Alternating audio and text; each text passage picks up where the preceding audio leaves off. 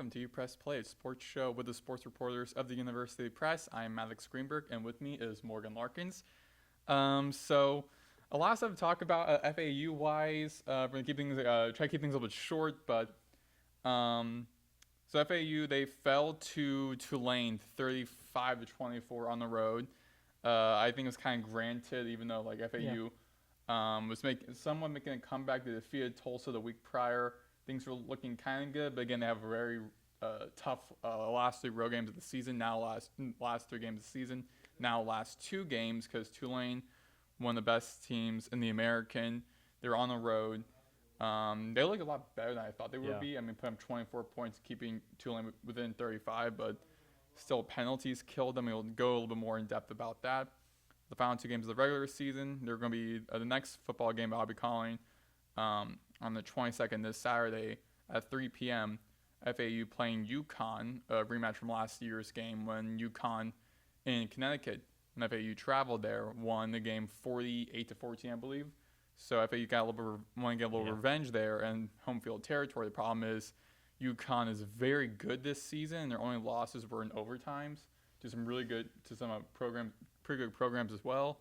And then they end the season on Senior Day at home against East Carolina, who also currently has a winning record. So it's going to be a tough stretch for FAU because they need to win these last two games to be bowl eligible for the first time since 2019, long before Morgan and I went to this school. So we haven't really seen any bowl success as of late, and especially because my first football game I covered after the end of my freshman year, Western Kentucky and FAU lost that game in overtime. They got a touchdown in overtime. Couldn't convert for a 2-point conversion. Western Kentucky got the ball. They immediately went down the field, got a touchdown, got the 2-point conversion. Game over. A couple hours later, the head coach got fired. So the school was very close to getting to a bowl game in 2022. Unfortunately, they didn't, and it's been about 6 years now since they have, and doesn't look too promising right now in their future. But backtracking a little bit to the Tulane game, Morgan, what went wrong for FAU in that game? I mean, I feel like it's the same thing that's been going on the entire season. It's the turnovers, it's the mistakes. You can't throw three interceptions and expect to win the game. I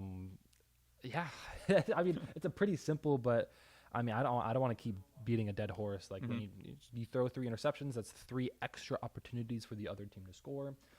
Especially if it's in if you're deep in your own territory, you throw the ball. Now they have great field position.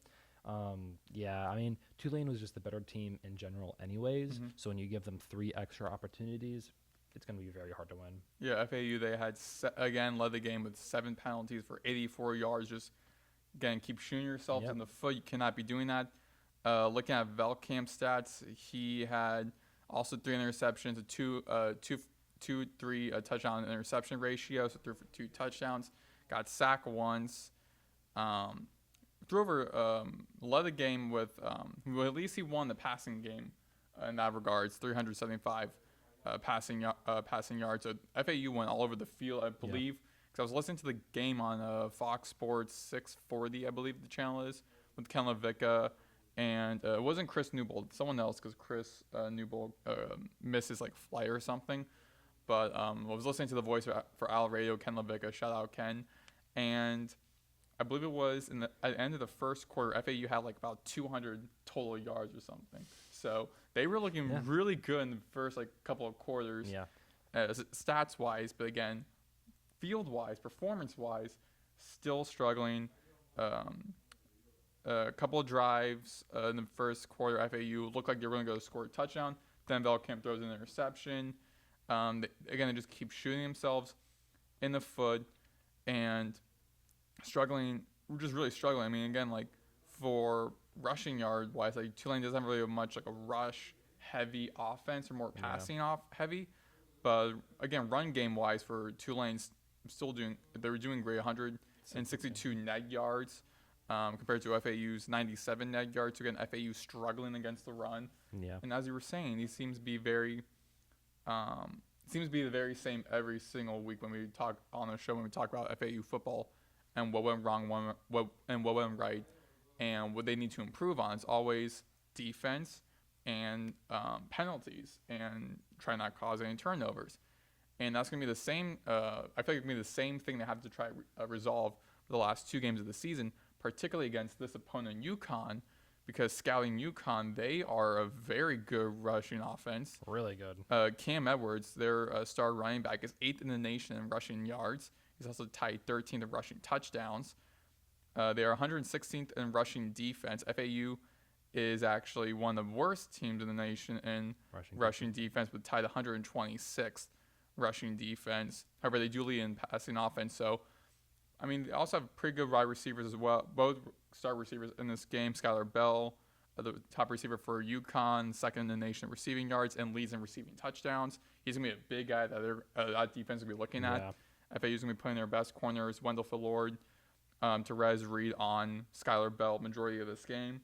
Ethan Mester, the star receiver for FAU, 16th in receiving yards in the nation. Velkamp 6th in passing yards, but also again lead one of the top of the nation in turnovers.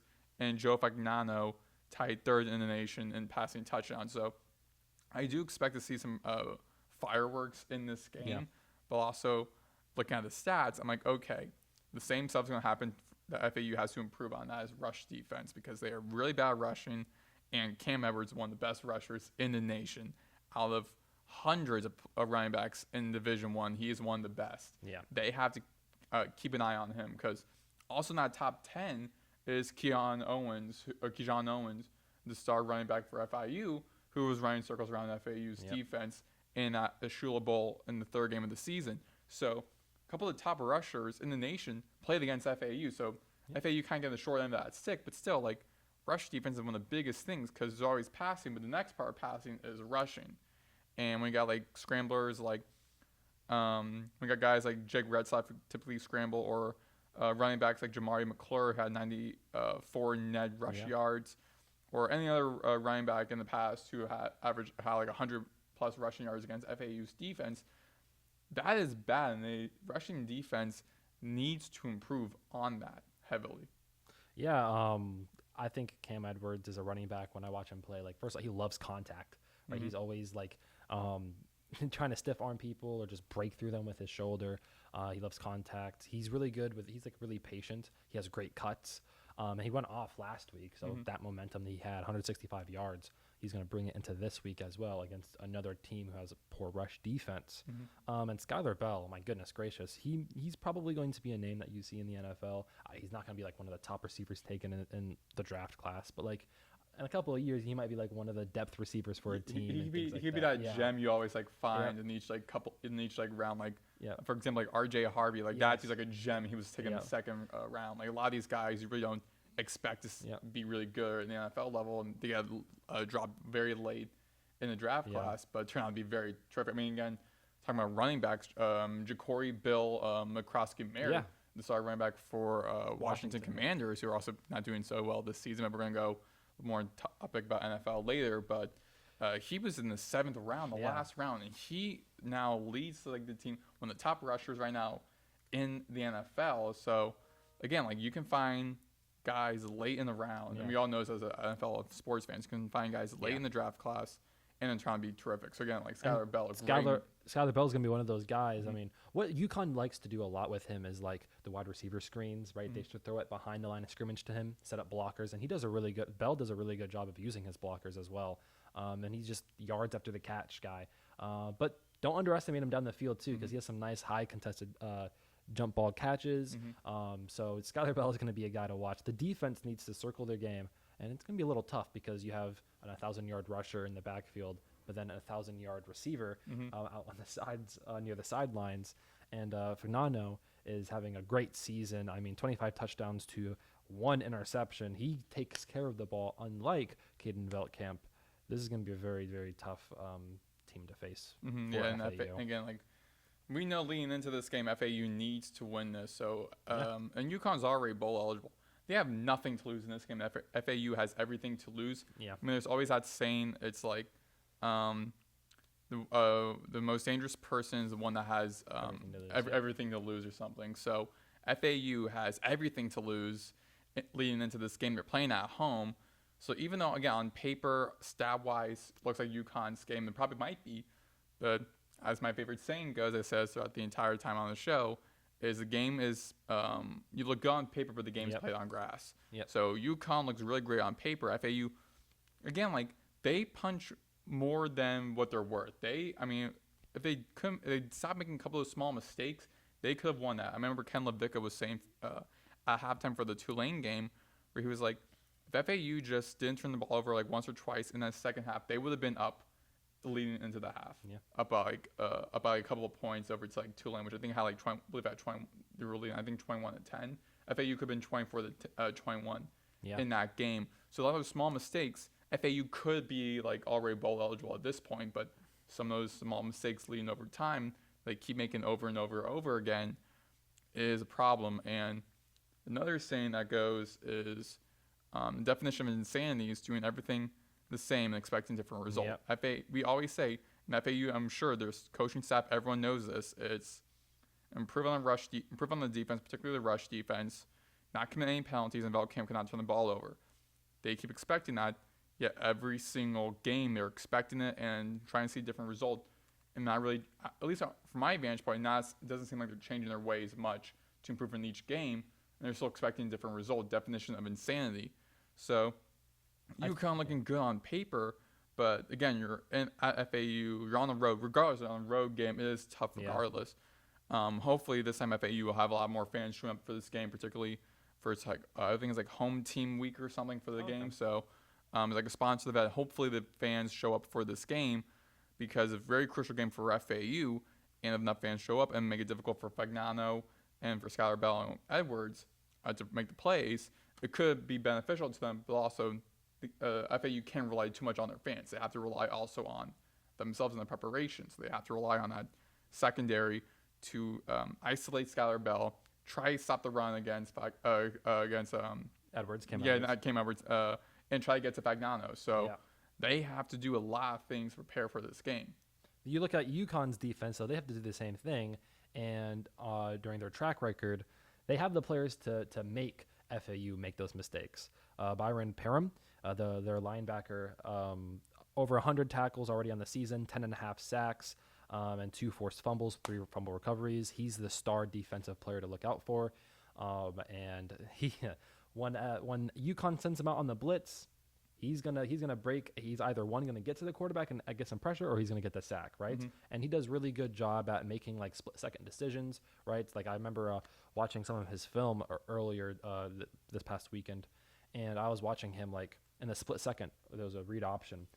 In a split second, quarterback went that way, but he read it correctly and went to the running back. And he does things like that, and that's going to be one of the biggest players to watch on defense. He routinely, 10.5 sacks. He routinely gets to the quarterback a lot. And if he continues to do that against an offensive line that has struggled, it kind of seems like this is the perfect matchup for UConn in this game. Yeah. So we already went over what FAU needs to do to win this game. And again, same things over and over again. Try not to commit the penalties. Yep. Try to stop the run. And Velcamp can't turn the ball over. We'll see if they can do this heading into Saturday. But jumping out from that, men's basketball are 2-1 this opening of the season. They started 2-0, then fell really bad to Liberty, Granted Liberty. They have their entire team has been together for about 2 years now, which is very rare in college basketball. One of the best on the in road. Major, so Liberty, also one of the top mid majors in all of college basketball. So it's kind of FAU's to lose, maybe not by 20, but still like tough a game for FAU regardless of the season. They also, but on the bright side, they did take out really well College of Charleston team, which is also pretty good and also projected to be back in the March Madness. So that's good for FAU to start things off. They'll be playing against the next 2 games at the Alley, Coastal Georgia and then Pacific. Morgan now have that coverage for you tonight between Coastal Georgia and FAU. Previewing both teams, let's go into Coastal Georgia. They have a lot of good players on this team. Definitely number 5, Derek Manning Harris. And they have a lot of transfers also on this team. Derek Harris is a transfer from Georgia Southern. This season, playing every single game, averaging 15.4 points per game, leads the team in points. And he is also, let me pull up notes on him as well in the NAIA level. He's also the fourth in the NAIA in points. So the NAIA is a much lower league than the NCAA, but still, granted, I mean, it's going to be a game for FAU that still have like last steps to improve on, particularly as we mentioned last week. Perimeter shooting, defense was bad. Yeah. They were not doing well. They weren't doing that well protecting the board and getting to the ball, as well as when they were down by 20, almost by 20 at half, they just kind of lost their will. And that's what John Jacobs was mentioning after the game, was he knows a lot of the players are already like losing, already lost the fight in themselves. Oh, wow. So FAU, that's one thing that's a big trait FAU has to improve on that. I don't think they're necessarily going to be down by 20 at half to Coastal Georgia, but it seems more like kind of a give-me game for FAU, which is good. Yeah. But also I think, like, again, of course, players and former players who might be watching also know, like, you still got to take every game as serious as you can. So Coastal Georgia could be a tough team for FAU to play. Again, they have 10 transfers on their team.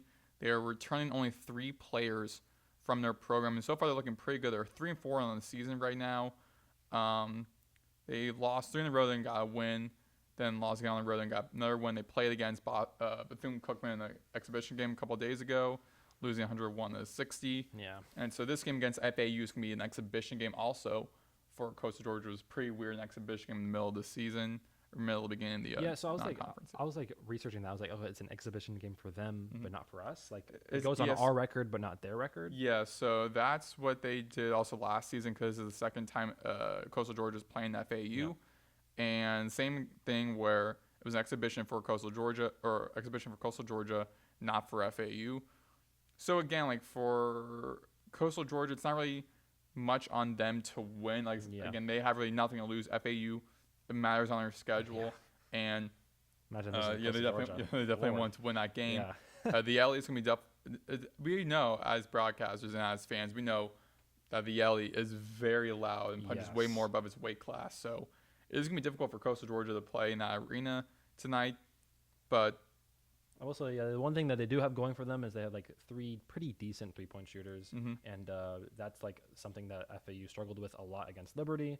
Like you mentioned, Derek Harris, Isaiah, I think it's Eden. And I mean, like, also Kyson Pruitt, who also is from Marshall. So they have a couple players on their team who play in Division I. Division I talent, maybe, yes. And this is again though a gimme game, and should expect FAU to put up something similar to what Bethune-Cookman did. Yeah.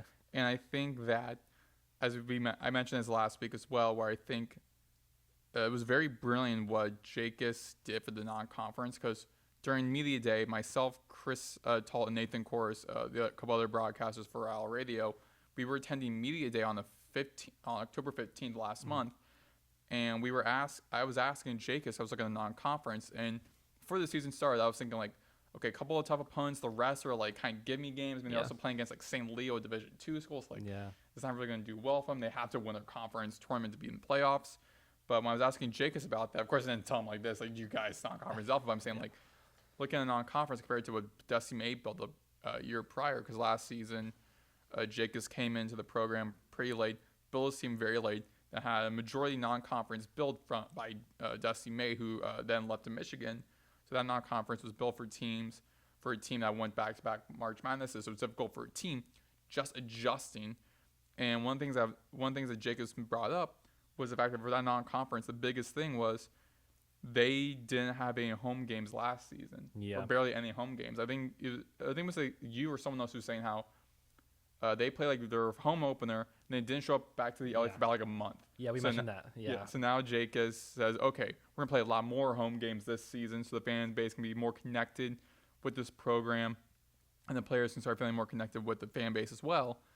And looking at non-conference, I think it's really brilliant how he built this at the beginning of the season, where playing against a big school like Boston College, who's not that too great to start off the season, but nonetheless, Power 4 school hosting them. Big game for FAU, won the game in overtime, really exciting game.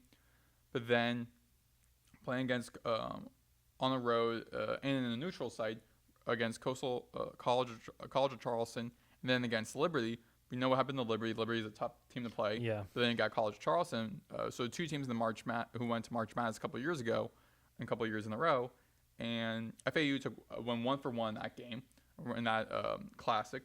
So, and then they took about over a week-long break for the next 2 games, because then later on they're playing against a couple of tough opponents like St. Bonaventure and St. Mary's. St. Bonaventure at the end of this month at home in the Alley. St. Mary's in California. They'll be traveling there during December. So open up the conference. Okay, so 2-1. We saw how the first couple of games went. Saw the team kind of was working out. Now we got to figure out how we're going to tweak some of these things. What works well. We got to improve on the last couple of things now. Yeah. One of them is 3-point shooting and everything like that, which they didn't get a chance to do last season, because last season it was back-to-back tournaments and classics in Charleston. So they spent about 2 weeks in Charleston, only had like an hour every day to practice. Not enough time to like look through the tapes of opponents and saying, okay, looking at our tapes during practice in these past couple of games, what we need to improve on. Had very little time doing that. So I think it was really brilliant for Jacobs to build that in this non-conference, where first 3 games happened. 2-1, that's great.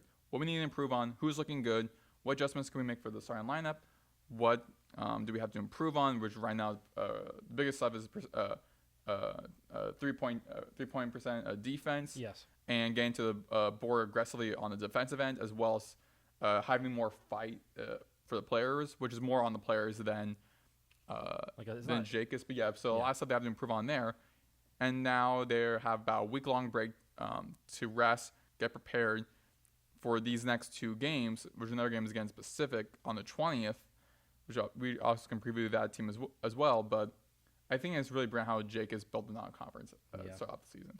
Yeah, it's very important. But honestly, looking at the schedule, the more it actually gets, the more it seems underrated compared to other people. I'm looking at Loyola Marymount Lions, LMU, November 24th. That's for the Sunshine Slam. Mm-hmm. And they're actually favored against FAU in that game. They're in the West Coast, the same as Gonzaga and Pacific, who FAU is facing on the 20th. And they're currently undefeated, top of the rankings. Of course, it's non-conference rankings, but still. And they have they're undefeated going, and let's see if they're undefeated going into the Sunshine Slam. But it seems the more that I look at the schedule, the more that FAU's non-conference kind of seems a little bit underrated toughness-wise than we give it credit. Mm-hmm. But yeah, no, looking at Pacific, that's going to be another game. They're also in the West Coast. They are 3-1. We are favored to win that game. Their only losses against Nevada. It seems like another gimme game, but at the same time, we don't want to like overlook any opponent that FAU does face. It seems like Elias Ralph is one of their top players for them. Really good 3-point shooter. Really good just in general. So yeah, it's gonna be a very interesting game to watch. Again, FAU should be favored to win both of those games this week. But yeah, what are your thoughts on Pacific? I didn't do like too much like research on them because I'm preparing for tonight's game, but just based on what you said, I mean 3-1, you can't overlook any opponent. I mean, they play in the I believe in the Western Athletic Conference, which is a really good West Conference, mid-major West Conference that featured West Coast. West Coast Conference. So they play in the WCC, where currently Gonzaga and St. Mary's play, and I believe they're both moving up to the Pac-12 soon. So already in that conference, they have tough opponents they're playing against. And the WCC is a really good West Coast conference, one of the best on the other side of the country. So it can't overshadow Pacific. Again, a home environment, the LA is really tough to play against as an opponent. I do think, again, it's kind of more like a gimme game for FAU because, again, looking like how they play the first couple of games, I feel like FAU is a lot better than what the record says. I feel like a lot of the players on this team, Devin Williams, Elohim, Carlisle, Pintalon, like Aventapol, a lot of these, Johan Sissoko as well. Like a lot of these guys are very good on this team. Just I think some of the small things that I have to tweak on, I think they're going to improve on for tonight's game. Then they're going to prepare for that do that again in the Pacific game, which I think is better perimeter, be better blocking defensively on the perimeter, and try to have more fight for the team, which I think also goes back to what I said earlier about building a non-conference, which I think Jake has did a great job on, is because the next couple of weeks, the next week, about next week or so, they're going to be playing against a tough school, St. Bonaventure, at home. So they want to start getting adding more wins to in their win column. So playing against kind of like easier kind of gimme games both helps them, but also helps them more on not just a record-wise, but also team improvement-wise and building more confidence leading into these a lot more tougher schedules. Because we've seen like a lot of these big schools as well, like Alabama's and Gonzaga's and UConn's and Duke's. They a lot of times play these really small schools, and from time to time, a couple big upsets. Like a couple days ago, women's basketball, Pitt lost to Division III Scranton by 2 points with a crazy game. So, never know with college basketball. Coastal Georgia could be terrific and win this game tonight, or maybe Pacific could win the game on the 20th. You never really know. But again, on paper, it looks like FAU could win. I do think FAU actually will win those 2 games leading into another road game to be playing against, and then having to go back home to play in the LA against St. Bonaventure. So I think they will win both those games. Yeah. So going on to a couple more news around around FAU. The men's soccer team just won the American tournament. They're going to the NCAA tournament for the first time in a really long time. The last time they won their conference championship. This is the second time they've ever won. The first time they did it was back in 2007 in the Atlantic Soccer Championship. FAU took out their in regional rival to the south in FIU, 3-2 in that game. Congratulations to the men's team. It's Mamadou Diarra, who's a 2-time American Conference Offensive Player of the Year. Was also named the Offensive Player of the tournament. So FAU has a lot of great players, a couple of good players on the team, particularly the reigning back-to-back Offensive Player of the Year, which should definitely terrify a couple of opposing soccer team defenses going against him. But props to FAU getting back in the championship. I've been seeing people post on Twitter, soccer school, because the men's team's looking really good. They have they have about 10 wins on the season right now. So it seems like FAU just continues to get better at every sport besides football. Yeah. And then going to our next last topic about for FAU sports and FAU housekeeping, going back to what Morgan was just saying, the women's volleyball team, which I covered the last 2 games of the regular season, back-to-back sweeps against USF, which was a very big win because USF was second in the conference. So FAU got sweep against USF, and then sweeped UTSA, who UTSA the day after qualified for the American tournament. FAU is now seeded 6th in the American, going to be playing against number 3 Tulsa. The top 8 teams advanced to the American tournament, so that'll be in the quarterfinals in Tampa, Florida on the 21st on this upcoming Friday. It'll be streamed on ESPN+. FAU finished 19-10, 10-6 in conference play, the 3rd straight season with 18 or more wins and the 8th most wins in the single season in program history.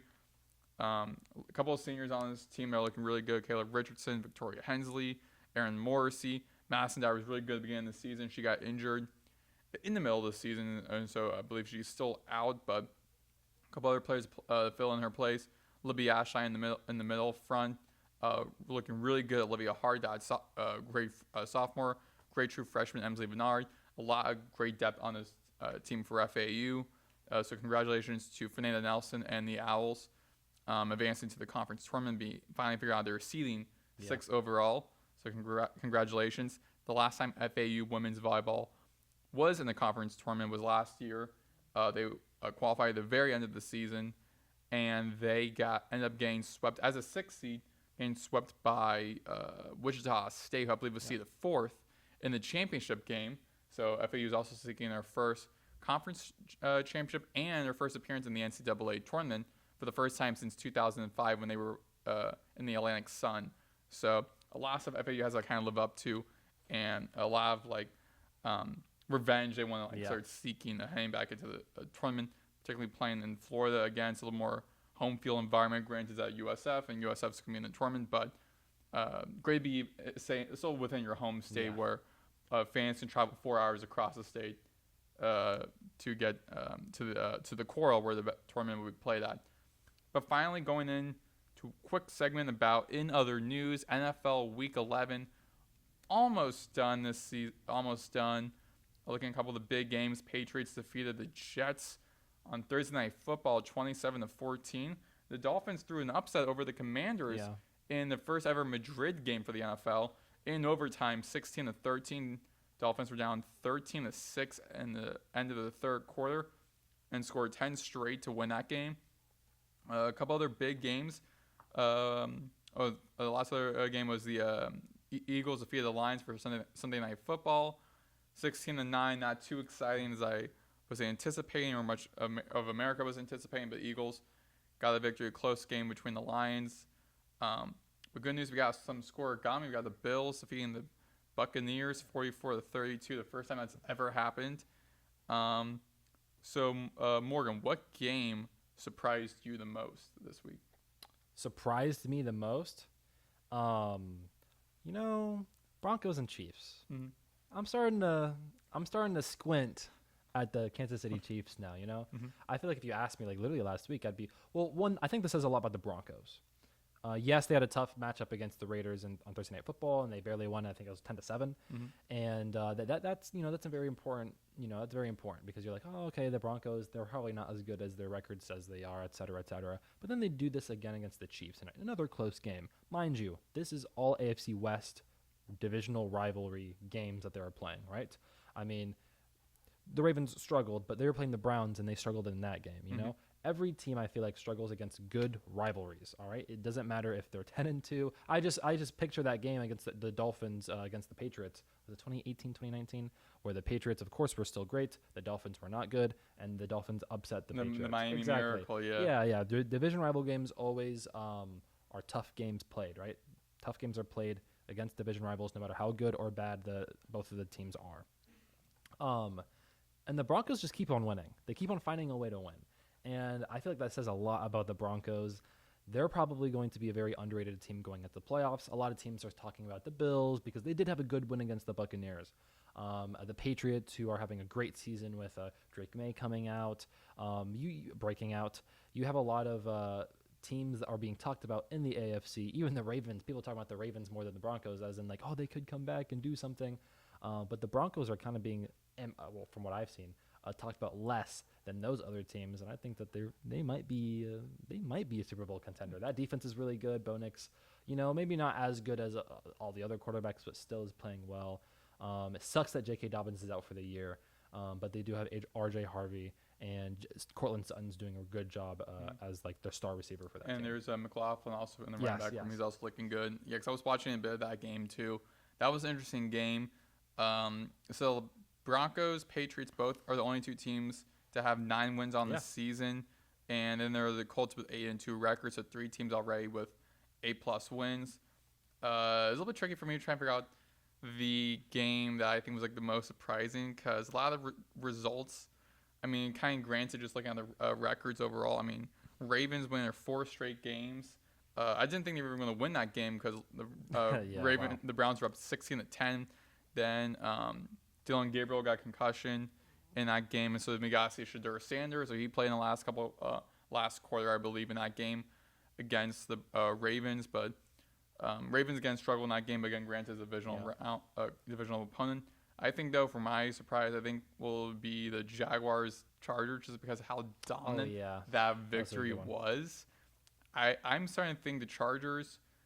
I mean, for every single season, it seems like everyone's like, at the beginning of the season, Chargers going to be that playoff team. They look pretty good, and then they struggle bad. They open up the season 3-0, defeating all 3 divisional opponents. Yeah. But then after that, start playing against NFC opponents and other opponents in the conference, and they start struggling against them. And this was one of them because the Jaguars, who had one of the biggest like letdowns last season in Houston, where they gave up 26 points in the last quarter, brutal end result for the Jaguars. The following game, they bounced back really well and defeated the Chargers heavily. And I feel like the Chargers, I don't see really being a playoff team once the season ends because I feel like when you're looking at the depth at the playoff picture now, behind the Chargers and the Jaguars, it's the Ravens, it's the Chiefs, and it's the Texans. All three who won their divisions last season, and then entering this week, we're outside looking in, still outside looking in. But I mean, Ravens, as we were previewing a couple of weeks ago, the rest of their schedule kind of favorable, a little bit, a couple of tough opponents late in December, but somewhat favorable. They can start getting back to the win column. Next week, they're playing against the Jets, who are 2-8. Could be a good victory for the Ravens, and then playing against the Bengals, who Bengals aren't looking too great. They can win that game on Thanksgiving, and then However, Steelers would be a tough opponent as well. Joe Burrow might come back that Thanksgiving game, so that is something to look out for. Yeah, but looking as of now, like the Ravens are probably gonna get a couple more victories, continue on that win streak. They could win the next 5-6 straight games probably. Hopefully. So I think if like either them or the Chiefs start to bounce back, I don't really see much from the Texans, but like the Chiefs or the Ravens bounce back, I think they could take out that Chargers position because I'm really not too invested on that Chargers. I think the Jaguars also kind of be like kind of teeter-totting, but I think with just them taking out a really good Chargers team entering that week and not just defeating them, obliterating them 35-6, I do think it could just be a bad game though. Sometimes those happen throughout the year. You look at the rest of their schedule. You got the Raiders, which is a divisional game, but they are going to be favored to win that game. So if they win that one, they go to 8-4. Then after that, they do have the Eagles and then the Chiefs back to back. That Chargers versus the Chiefs, that's going to be a big game, especially if Kansas City is still like underneath the Chargers. But again, like the Chargers, I don't know. Like the Eagles are really the only game here where I'm like, oh, that's probably a loss for sure. But they go against the Chiefs. It's at Kansas City, so yeah, I think that would probably be a victory as well. I mean, Patrick Mahomes is not going to go 0-2 against any divisional opponent. Yeah. So. Then you have the Cowboys, Texans, and then Broncos. So this, they could still. Let's assume that they get the win against the Raiders. They just need 2 more wins in the last 5 games of the season. Yeah, I mean, if it's the very last game of the season against the Broncos in Week 18, the Broncos most definitely be one of the top 3 teams in the AFC. Already clinch playoffs, maybe possibly clinch a first round bye. So they are really just going to be sending out their players. So the Chargers could probably win that game as well. But I mean, Chiefs really never can tell. But I think the Chiefs will probably win that, particularly because there's an Arrowhead. Eagles may be a tough opponent to play against. Texans maybe could be tough if it's in Houston. It could be kind of a tough game or so. I mean, they proved to be very late, a late comeback team. I mean, against the Titans, where they just narrowly won that game against Houston, against Tennessee, 16-13, last minute field goal, I believe, for them to win. And then the week prior was scoring 26 points against the Jaguars in the last quarter. So they're also kind of a dangerous team as well. So I mean, the Chargers have a couple like tough games. They could probably end the season 10-7, but if the Ravens or the Chiefs end like 10-7, then it could be like kind of like that difference maker, particularly if like the Chiefs and the Chargers in that game leading up to it, both of them kind of like very close to each other, but then like divisional record. That is definitely true, but technically they still have a win over the Jaguars as in a like record standpoint. They still have 7 wins compared to the Jaguars 6, and the Chiefs are 5-5, right? So the Chargers have more wiggle room to drop a couple of games rather than the Chiefs, right? They face the Colts next week, which the Colts, maybe we've seen a little bit of a regression by them the last couple of weeks, but if they go back to what they were in earlier the season, I mean, that's going to be a tough game to play, right? And then it's very funny because they have a similar schedule to the Chargers. They go at the Cowboys the week after the Colts, Texans, Chargers, and then they still have like the Broncos down the line as well. So, I mean, how many losses can they have, right? Like if playing in only 2, playing Arrowhead. I mean, it's tough to play in Arrowhead. Look at the standings. The Chiefs are 4-1 at home and 1-4 on the road, but 4-1 at Arrowhead. So it is gonna be a tough environment to play against. Again, especially late in the season where the Chiefs no longer have comfortable standing, being like, we're already gonna win our division. We're already in the playoffs. We're good. Now it's like we have to fight and claw, get back into the playoffs, back to what we once were. They are going to throw hands against the Colts, particularly because the Colts, who also are undefeated at home, on the road they're 2-2, struggling on the road. I feel like the Chiefs, also having lost the last 2 games, they have a lot of edge leading up to that game. But we'll see how that goes next week. Signing off, where can they find you? They can find me on any social media platform with MJ_Larkins. You guys can find me on Twitter at Maddox Greenberg. Sign off. Have a great night, FAU. Peace. Peace.